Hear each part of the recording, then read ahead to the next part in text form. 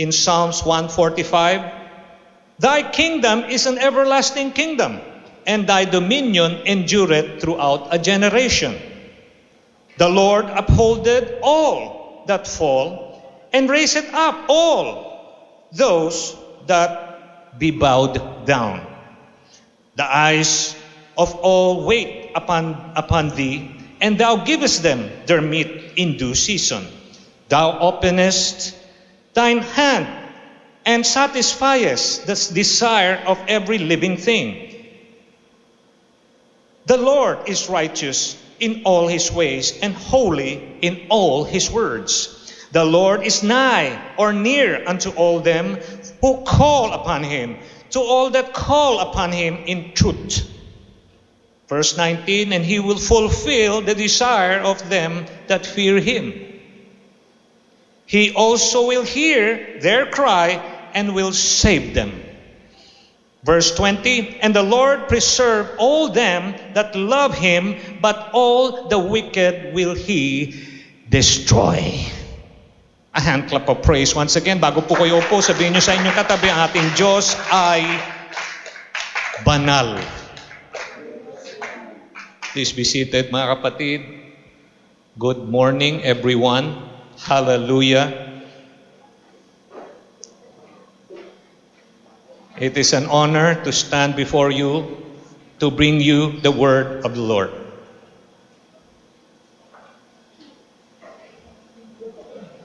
Ang pamagat po ng ating mensahe sa umagang ito, iniingatan ng tagapagpangako. Kept by the promise keeper. Kept by the promise keeper. If God keeps his promises, surely he will keep you. Amen. A hand clap of praise to the Lord. Hawak ka niya. Sige. Iniingatan ng tapat na tagapagtupad ng pangako. Purihin ng Panginoon. This is the last Psalms of praise written directly by David. Yung ating pong binasa kanina, Psalms 145, verse 8 to 9, verse 13 to 20, actually up to 21 yun, written by David himself. After 5 verses prior to Psalms 145, 140, 141, up to 144, puro sinulat yan ni David. Pero itong 145 Psalms, sinulat po ng Haring David sa mga huli niyang panahon. Actually, malapit na po siyang magmaalam sa panahon na yan dahil sa katandaan. This is the last psalm of praise written directly by David. A psalm of praise of David. And what is special in this chapter that we read a while ago was David wanted this to be a complete A to Z praise. Katakataka pero totoo, yung nilalaman ng verses na nandito sa ating pong binasa ay para niyang ginawang acrostic na from A to Z. Kung sa English alphabet, A to Z. Samantalang siya po'y Jew, Hebrew, from Aleph to Tav. Ibig sabihin, lahat ng letra, linagyan niya ng katangian ng Panginoon at lahat po ng kanyang sinasabi ay patungkol sa kapurihan at kadakilaan at kabutihan ng ating nag-iisang Diyos na buhay. At dito po mga kapatid, makita natin nothing left out. Wala siyang iniwan dito sa kanyang sinulat tungkol sa Panginoon. A to Z ba naman na acrostic na tungkol sa katangian ng Lord para wala siyang malagpasan tungkol sa kanyang Panginoon. Did you know that the chapter is recited? Ito pong ating binasa kanina sa mga Jew ay kanila pong 3 beses kada araw binibigkas itong kabanata na to. Na ang prayer po nila ay tinatawag na Ashrei. A-S-H-E-R-E-I. Isa pong uri ng pagsamba ng Diyos sa pamamaraan ng mga Hudyo. Palakpakan po natin ng Lord. Kaya napakaganda po nitong ating pong sitas na binasa dahil ito po'y pananalangin ng ating mga kuya sa pananampalataya. David wrote this near the end of his life. Malapit na po siyang mawala sa mundo at salamat sa Diyos at nasulat niya po itong ating pong binasa kanina. Psalms 145. Hallelujah. David wrote this near his life so that this is not a theory but a testimony. Huwag kang magkakamali na sabihin mo, teorya lang yan. Siguro yan ay experience lang ng hari, pero hindi po siya teorya. Siya po ay patotoo. This is a testimony of no less than the King of Israel, David. Church, as we read Psalm 145, 8-9, we will see things about the Lord. The Lord is gracious. The Lord is full of compassion. He is slow to anger. Ang sabi po, He has great mercy. Purihin ng Panginoon. And David continue to describe who God is up to the last verse. And I tell you mga kapatid, in verse 8 and 9, the Lord is described as compassionate, maawain, puno ng habag. Ang tawag dito mga kapatid is meaning feeling deep sympathy and sorrow for another who is stricken by misfortune, accompanied by a strong desire to alleviate such suffering. Kaya ang tawag doon compassion, habag sa Tagalog. Now, do we realize that the Hebrew word, mga kapatid, that for compassion is rakham? Rakham, R-A-C-H-A-M, rakham. Ang tawag po ron ay compassion, na malapit sa salitang root word na womb o sinapupunan o matris o ang tawag doon ay bahay bata, rekhem. So kung ang compassion, rakham, kamag-anak na salita raw sa Hebreo, yung rekhem, R-E-C-H-E-M, na ang pakahulugan, womb. Palakpakan po natin ng Panginoon. Ang ibig sabihin pala nito mga kapatid, God has described also as having a mother's compassion. Kaya pala yung compassion ng Diyos ay parang inihantulad sa habag ng ina sa kanyang supling at anak. Palakpakan po natin ang Panginoon. And this is how God expressed His compassion. Kung paano nagpapabigay ng pagmamahal at habag at awa ang Panginoon sa atin. At tayo po'y binabalot niya. Yung bahay bata, di ba yun yung womb, mga kapatid? Yung parang plastic, mga kapatid. At ito po'y nasa loob ng isang ina. At it embrace and it gives us, mga kapatid, a security. Tayo po ay secure dun sa loob ng sinapupunan ng ating ina. At hindi tayo nagugutom doon dahil meron tayong feeding tube na ang tawag doon ay yung parang tube, mga kapatid, at yung fetus ay buhay kasi merong supply. At tulad ng pag-awa at kabutihan ng Lord, we lack nothing. Wala tayong kailangan pa. He nurtures us. Siya ang nagpapakain sa atin. Siya ang nagkakarga sa atin. He carries us. And He also secures us. Siya po, mga kapatid, ay nag-iingat sa atin. And most of all, He keeps us. Oh, hallelujah! Thank God for His compassion. Kaya tama yung sabi ni David, the Lord is full of mercy, slow to anger, gracious, kind. Hallelujah! Palakpakan po natin ang Diyos. Ang Diyos, mga kapatid, sa ating buhay ay nagpakita ng ganyang katangian. Hindi baga tayo iningatan niya.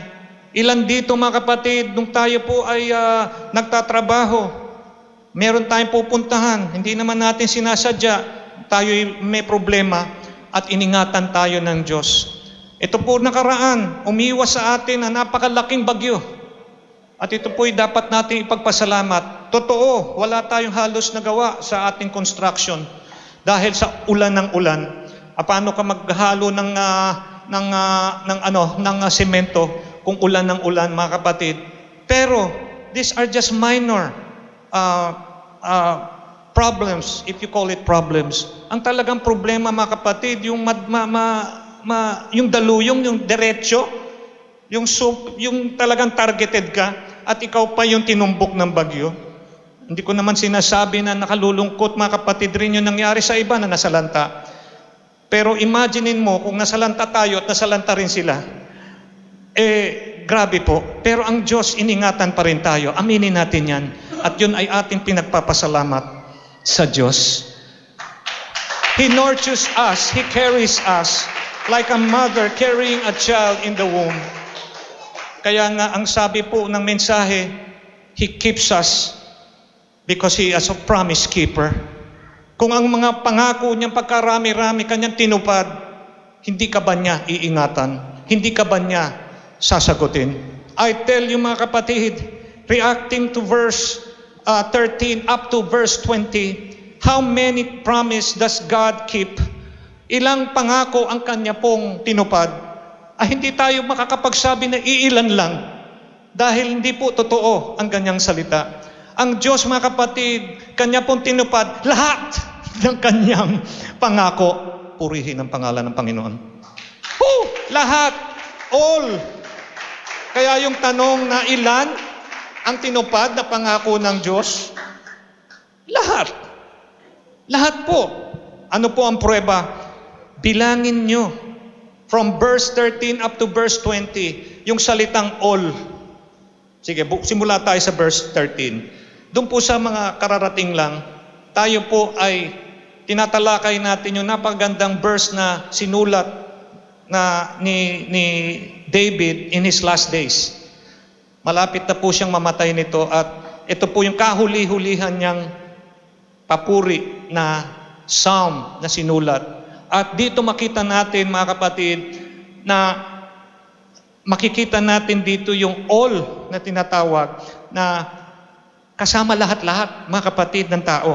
Thy kingdom is an everlasting kingdom, and thy dominion endureth throughout all, okay, generation. Verse 14, the Lord upholdeth all that fall, and raiseth up all those that bow down. Hindi po siya nagtatangi. Ang sabi, lahat raw po ng nararapa, kanya pong ititindig. Verse 15, the eyes of all who wait upon thee, and thou givest them their meat in due season. Verse 16, thou openest thine hand and satisfiest the desire of every living thing. Another word for all.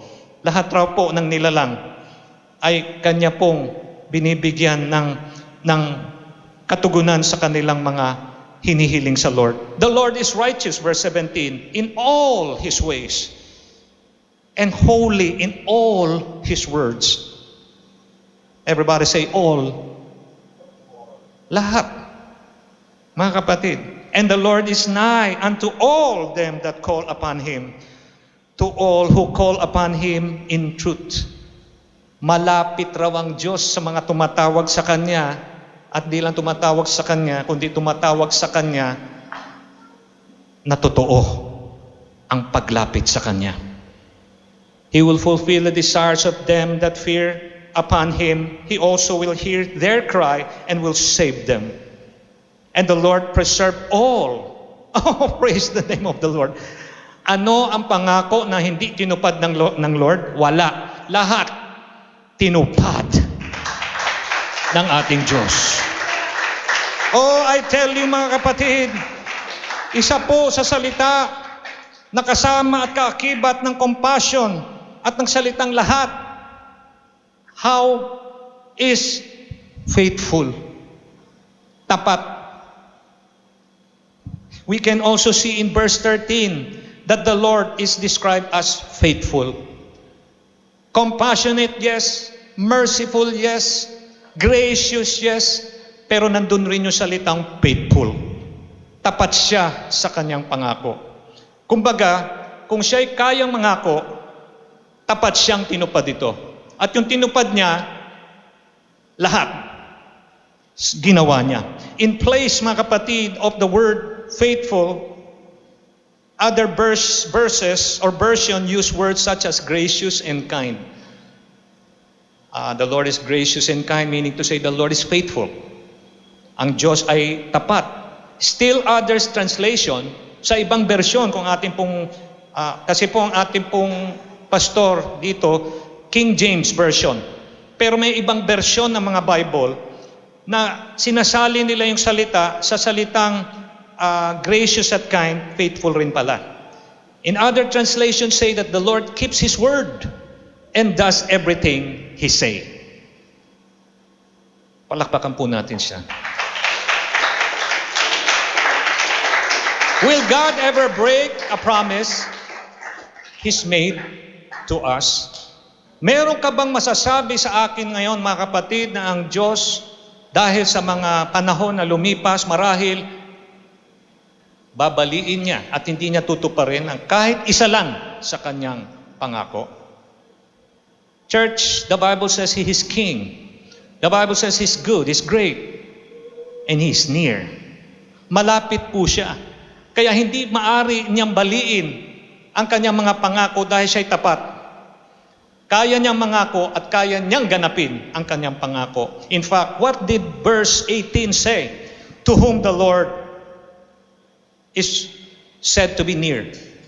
Ang sabi ng Biblia, malapit raw ang Diyos. Sa mga tao nagsasabi, malayo ang Diyos, mali ka. Ang sabi ng Bible ko, malapit ang Diyos. Ngunit, ano po ang sinabi? Basahin po natin. To them that call upon Him, to all that call upon Him in truth, the Lord is nigh.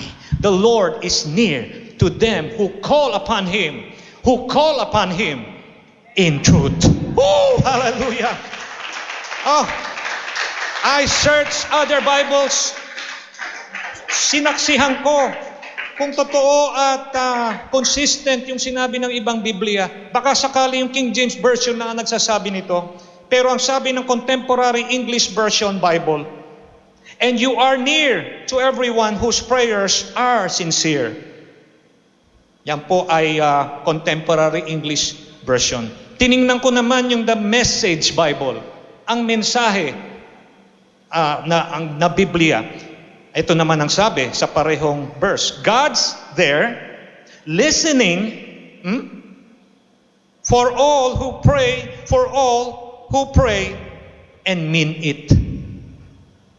Yung The Message, mas plain lang yung English niya. At itong pagkasabi, God's there, listening for all who pray and mean it. Amplified Bible. Ano po sabi? The Lord is near to all who call upon Him, sincerely and in truth. Praise the name of the Lord. Lalo pong kumbaga malinaw na pinalinaw pa. New Century Version. The Lord is close to everyone who prays to Him, to all who truly pray to Him. And Holman Christian Standard Bible, it says, the Lord is near, all who call to Him with integrity. And clap of praise to the Lord. Huwag mong sasabihin malayo ang Diyos. Kaya siguro malayo siya dahil hindi naman tayo lumalapit sa Kanya. Dahil sabi ng Biblia,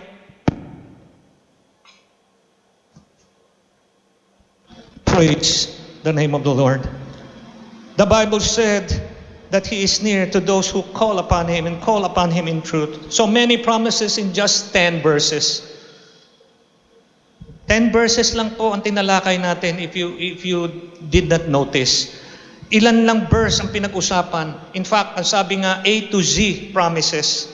A to Z acrostic na mga karakter ng Lord tinalakay doon. And yet many promises all fulfilled. Lahat ginanap niya. Imagine how many more promises in the treasure of God's Word must contain. We're just talking of Psalms 145, and that is during the Old Testament. In a time when we know of God as God the Father. Amen. How about the other promises? Oh, marami pang pangako, pero garantiya ng Bible, garantiya ng salita ng Diyos, ginanap niya lahat yan. Pangako na He kept sincerely. Oh, hallelujah. Let's all praise the Lord and give Him thanks. His Word tells us further. How can we all know for certain God does keep His promises? Marahil, kailangan nyo po ng pruweba. Kasi, yung narinig nyong paliwanag kanina, ay dun lang batay sa awit.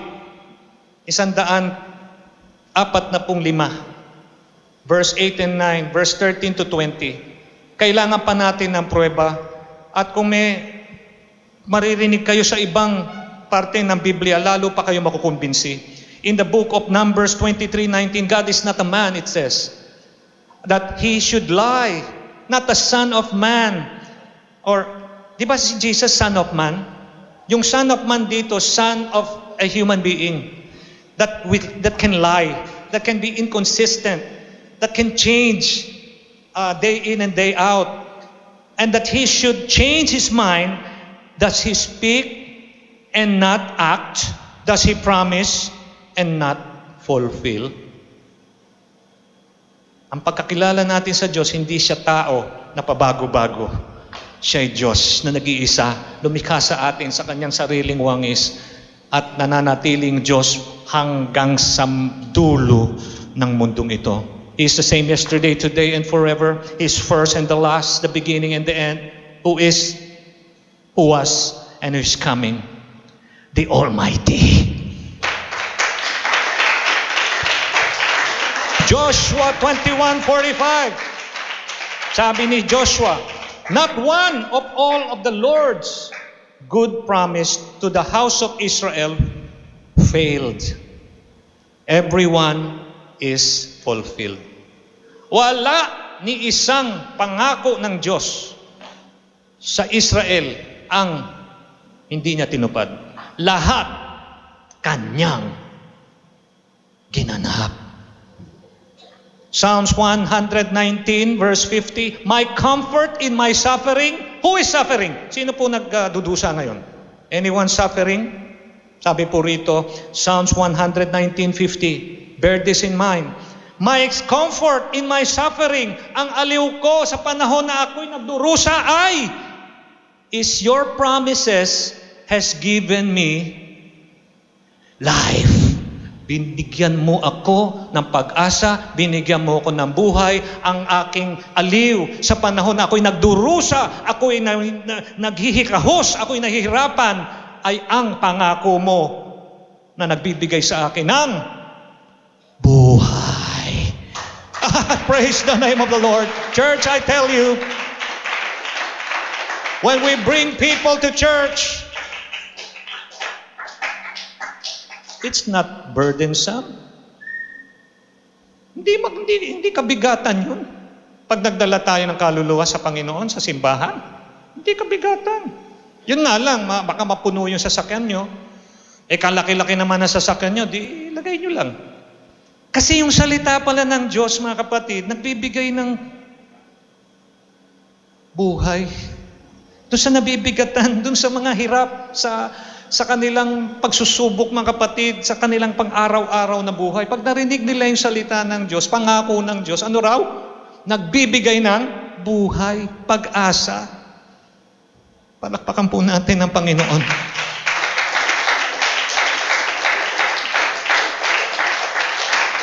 Church, I tell you, mga kapatid, my comfort in my suffering is this. Your promise has given me life.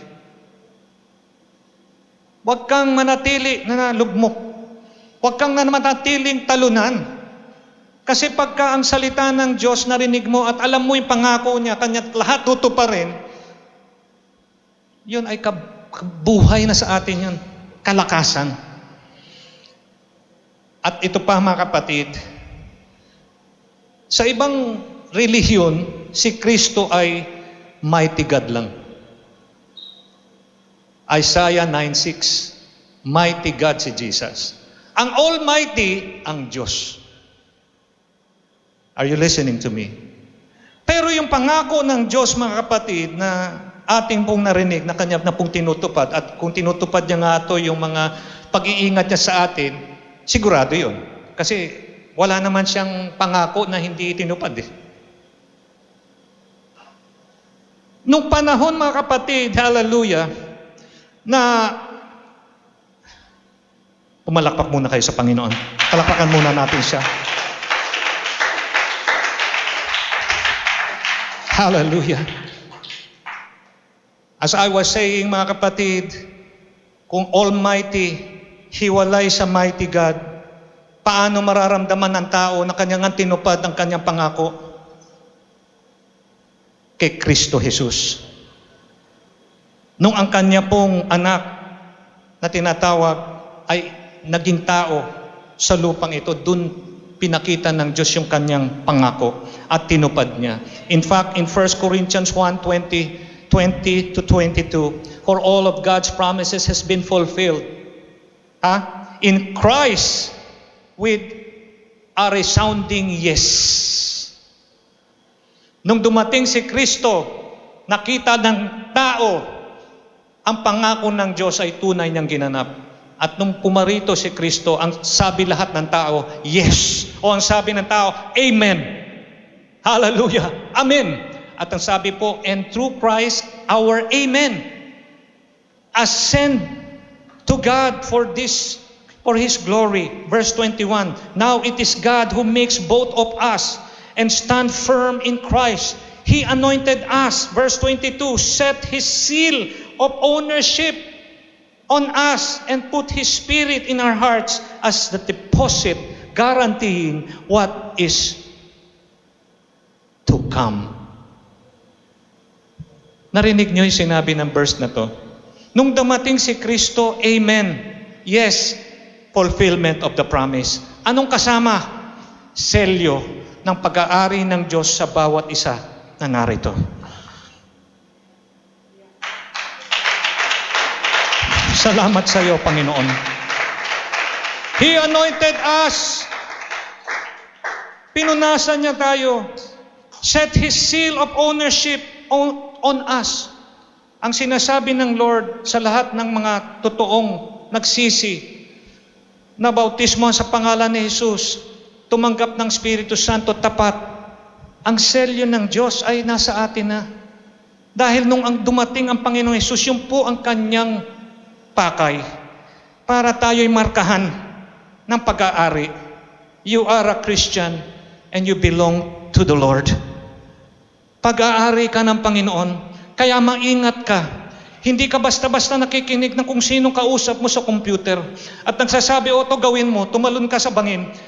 At dahil ikay walang kamuwang-muwang, gusto mong sumali dun sa usapan dun sa computer na hindi mo naman kilala, akala mo kaidadan mo lang, yung pala, ikaw ay ginagamit at ginugroom ka.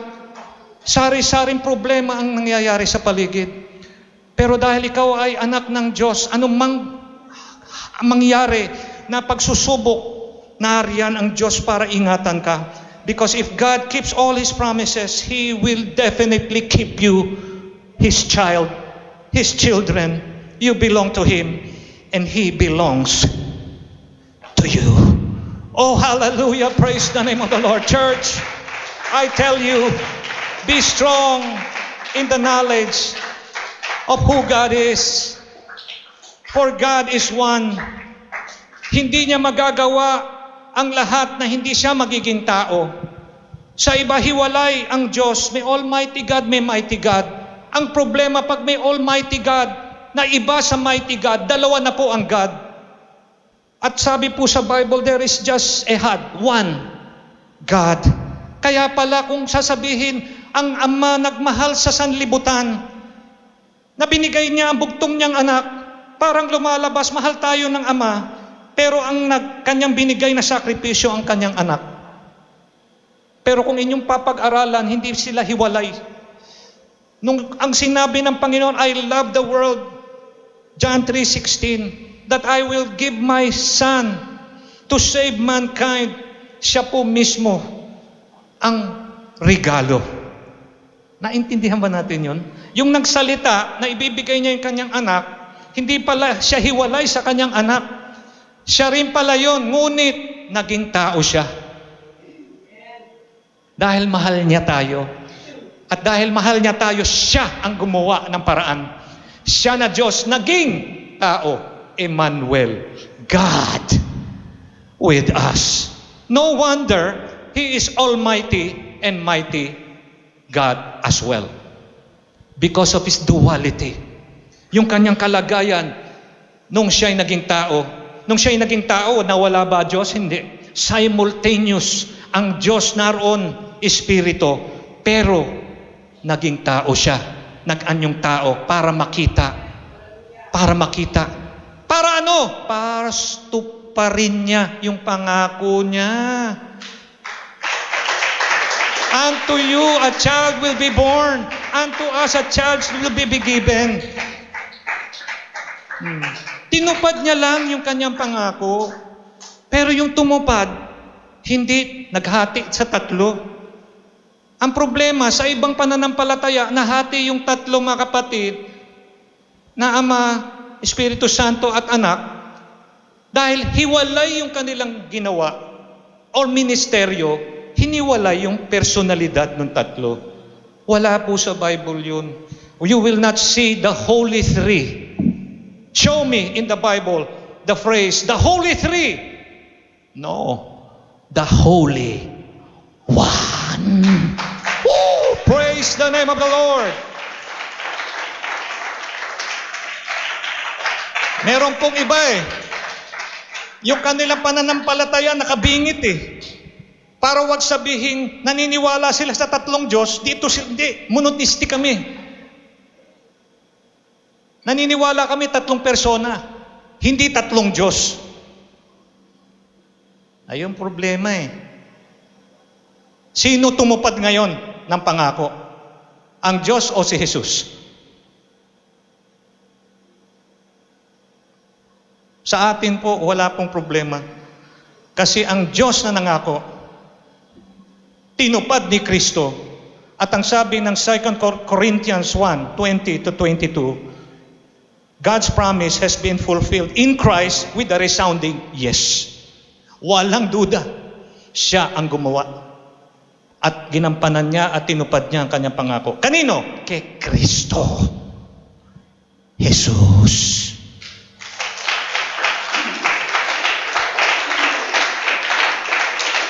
Do you want to experience being kept by the promise keeper?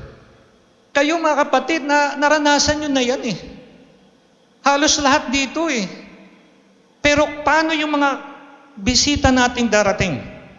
Ay atin po silang aanyayahan lahat na maranasan, na maingatan ng Diyos na ang tawag ay promise keeper. Na tumutupad sa kanyang pangako. At dahil doon mga kapatid, people should believe Christ. They should believe the Lord Jesus. They cannot go to God, the Father, and says, I believe you, and that's it. No, the person should first go through Jesus. And it is through Jesus, humanity, kaya nakilala siya ng tao. Kasi ang Diyos na Espiritu, hindi pa talaga lubusan siya makilala ng tao. At para lubusan siya maligtas, kailangan siya dumaan kay Kristo. Dahil ang Diyos naging tao, tulad natin lahat. Pero I tell you mga kapatid, kakaiba ang Panginoon. In 2 Corinthians 5:21, and I will end with this. For our sake, He made Him to be sin, for who knew no sin, so that in Him we might become the righteousness of God. Kung kayo po ay uma-attend ng Bible study, siguro may idea na po kayo dito sa verse na to. At sinare ko po ito sa inyo para maunawaan natin, bakit kaya of all words, tinawag at ginamit ito kay Jesus. At marahil nagtatanong tayo, kung ang Ama at si Jesus ay iisa, bakit dito sa bersikulo na to tinawag na tila nagkasala si Jesus? O siya'y naging masama? Kasi ito, for our sake, sa ating kapakanan, He, the Lord, made Him, Jesus, to be sin. S-I-N. Who knew no sin? Wala siyang alam na kasalanan, pero siya ay, anong tawag dito? Ano? He made him to be sin. So that in him, we might become the righteousness of God. Now, tatandaan natin, yung salitang sin, tatlo ang pakahulugan ni Pablo. Sa lahat ng sinulat niya sa epistles, sa kanyang sa epistles, sa mga sinulat niya sa mga churches. Tatlong ibig sabihin. Ang salitang hamartia, Hamartia, is sin. But used three ways by Apostle Paul. Number one, as act of sin. Nagkasala. Ikalawa, nature of sin. Yung kalikasan ng kasalanan. Pero yung pangatlo, at dito po, yun na linya, sin offering. Katulad ng Old Testament, yung hayop na inosente, walang sakit, malusog, panganay, yun yung inihahandog. Na alay, sin offering replacement for the sins of the people. Bumibili sila ng hayop, inahandog yung dugo para yung kasalanan nila mapatawad. Sin offering. Yun po yun. So paano po natin malilinawan itong nangyari? He was treated as if he were a sinner. Jesus was treated as if he was a sinner so that he could be treated, so we can be treated as righteous in the sight of God. Kaya ginawa ng Lord, nung tayo po'y lumapit sa Kanya, humingi ng tawad, na ginawa ng Diyos yung Kanyang anak, sin offering. Para ang mangyari naman sa atin na makasalanan, masapawan tayo ng kabutihan na ginawa ng Lord, maging matuwid tayo. Ang tawag po sa doktrinang ito, ang dakilang palitan. The Great Exchange Doctrine at work. Salamat sa iyo, Panginoon. Tiningnan ng Diyos ang kanyang humanity. Replacement sa kasalanan na ginawa ng tao para yung tao, in effect, maging matuwid. Exchange. Exchange.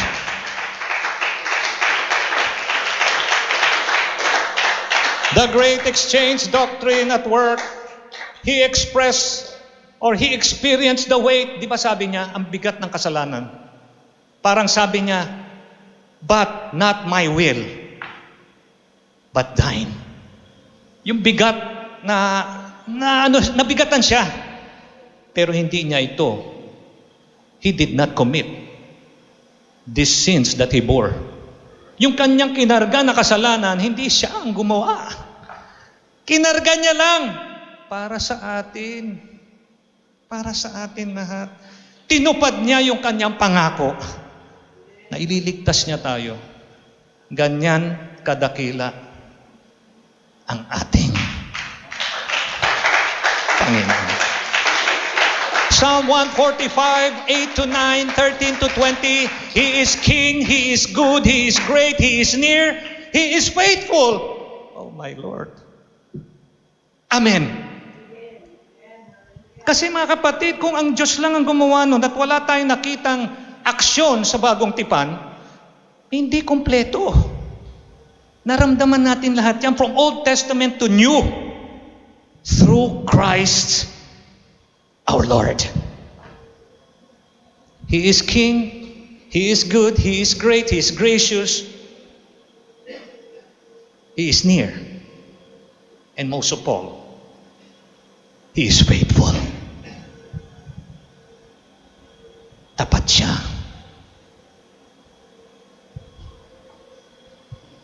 And in ending, let's open all our Bible in the book of Psalm 145, last verse. Ano po sinabi dyan? Did you see it? Psalm 145, verse 21. And it says, ang aking bibig ay magsasalita ng kapurihan ng Panginoon at purihin ng lahat na laman ang kanyang banal na pangalan magpakailan paman. Sabi ni David, I will praise you. Pero dun sa dulo, iba na po ang sumasamba at nagpupuri sa Panginoon. Ang sabi sa Ingles, my mouth, ayun, si David, sasambahin ko ang Panginoon. At ano po rito? My mouth shall speak praise of the Lord, and let all flesh. Ay, hindi na po si David yun. Yung all flesh na yun, tayo na po yun. Anong gagawin raw? And all flesh, bless His holy name forever and ever.